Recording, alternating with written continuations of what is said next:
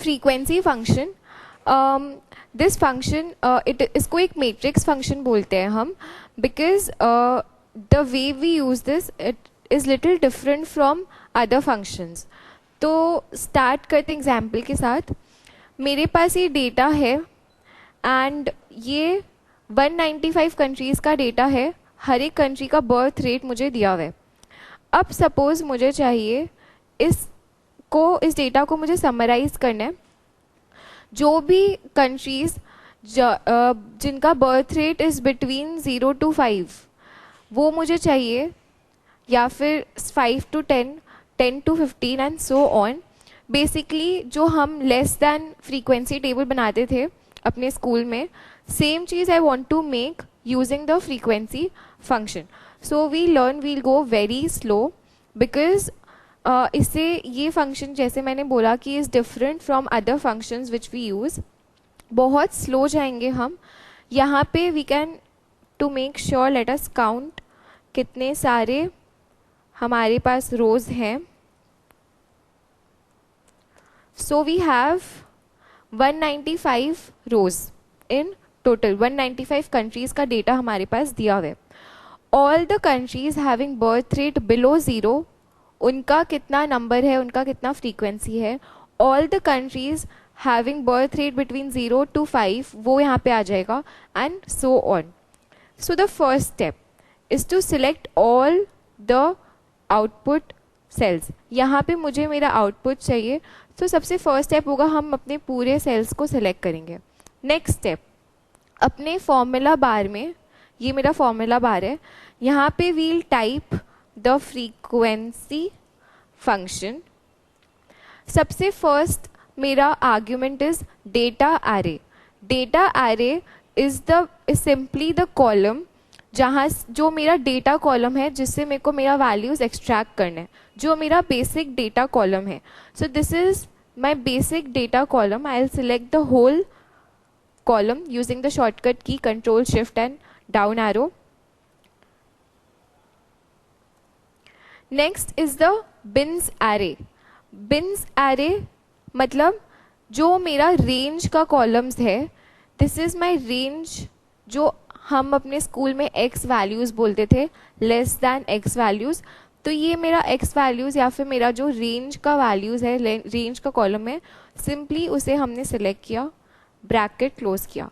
Now when we use normal functions जैसे sum function, count function, उसमें हम क्या करते हैं, सिंपली फंक्शन का नेम लिख के आर्ग्यूमेंट्स डाल के एंटर प्रेस करते हैं. पर यहाँ पे as I told in at the starting of my video कि हम this is a matrix function. So यहाँ हम जब अपना फंक्शन पूरा टाइप कर लेते हैं, हम सिंपली एंटर प्रेस नहीं करते, हम control plus shift plus enter press करते हैं. कंट्रोल शिफ्ट एंटर एंड मेरा सारा आउटपुट अपने आप एक बार में सारे आउटपुट सेल्स में अपने आप पॉपुलेट हो जाते हैं. टू मेक श्योर कि मेरा डेटा जो मेरा आउटपुट है वो सही है, हम क्या कर सकते हैं, हम इस पूरे का सम निकाल सकते हैं. एंड इस पूरे का sum should add up to 195. जो मैंने देखा था कितने नंबर ऑफ कॉलम्स है, 195 कॉलम्स है, तो इन पूरे का sum should add up to 195. Basically एक बार और अच्छे से समझते हैं. 0 is the number of countries having birth rate below 0. 20 is the number of countries having birth rate between 5 and 10. 51 is the number of countries having birth rate between 10 to 15 and so on. So I have made a frequency table in only 1 minute. You can just make a frequency table using this function. इसका sum निकाल के देखते हैं क्या आ रहा है. It should come to 195. मतलब मेरा output is correct. Step by step वापस देखते हैं.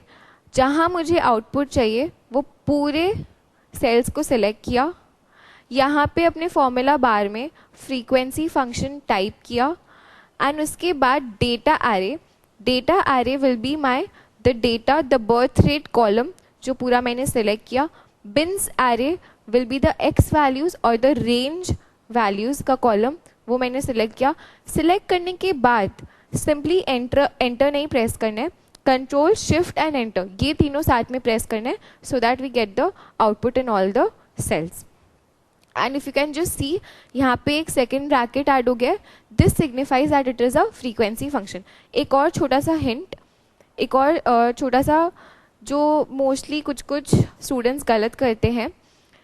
If simply I select one, इस पूरे कॉलम में I have simply selected one cell, and इसका फंक्शन अगर चेंज करने जाए तो वो चेंज नहीं होगा. इफ सिंपली अगर कोई फंक्शन चेंज करके कुछ भी टाइप करने का सोचे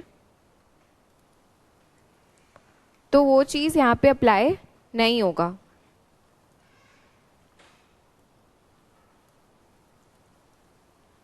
See, you can't change part of an array. Array is simply group of cells. तो you can't simply change because ये जो frequency function था ये पूरे इस पूरे मेरे column के लिए था, not only for particular cell. तो I can't change my input in one particular cell of an array. तो यहाँ पे simply हम escape press करेंगे. प्लीज़ बैक स्पेस मत प्रेस करना, escape प्रेस करना ताकि वापस मेरा ओरिजिनल वैल्यू आ जाए. अगर बाई चांस कभी भूल से ऐसा हो कि एक वैल्यू चेंज करने जाओ और ये एरर दिखाए तो सिंपली एस्केप बटन प्रेस करना एंड मेरा वैल्यू वापस वही आ जाएगा. तो स्टेप बाय स्टेप समझते हैं. First select all the output rows. जो मेरा आउटपुट सेल्स था सबसे पहले मैंने वो सिलेक्ट किया. उसके बाद मैंने अपना फ्रीक्वेंसी फंक्शन एंटर किया in the formula bar. Data array is the data on which we need to work, जो मेरा बर्थ रेट वाला कॉलम था. Bins array are the range values जो मैंने सिलेक्ट किया 0, 5, 10. उसके बाद when I have entered my function I will press control shift and enter. सिर्फ एंटर प्रेस करने से एग्जीक्यूट नहीं होगा, control shift and enter press करना पड़ेगा. This is a matrix function and जो भी मैट्रिक्स फंक्शंस होते हैं उसके लिए we use control shift and enter. This is my frequency table जो सिर्फ 1 मिनट में बन सकता है. Thank you. करिए स्टॉप.